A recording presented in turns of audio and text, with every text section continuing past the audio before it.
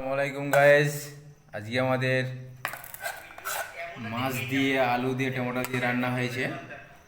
মাছের রেসিপি হয়েছে। এখানে ভাত বাড়ছে, আমরা ভাত খাবো, মাছ দিয়ে ভাত খাবো। এখানে ভাত বাড়া হয়েছে আর এখানে মাছ রান্না হয়েছে। কেমন খেতে লাগে আমি টেস্ট করব, এখন আমরা খাবো। আপনারা খেয়েছেন কি না কমেন্টস করে বলে জানাবেন।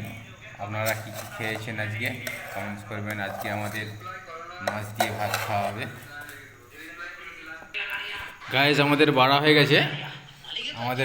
গেছে, প্লেট। এখন আমরা খাবো। এই দেখুন, মাছ নিয়ে নিয়েছি, খেয়ে দেখাচ্ছি আপনাদের কেমন লেগেছে।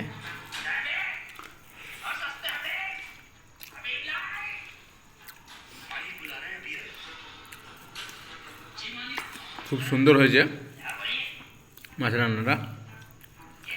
এটা রুই মাছের ঝোল আছে, রুই মাছ।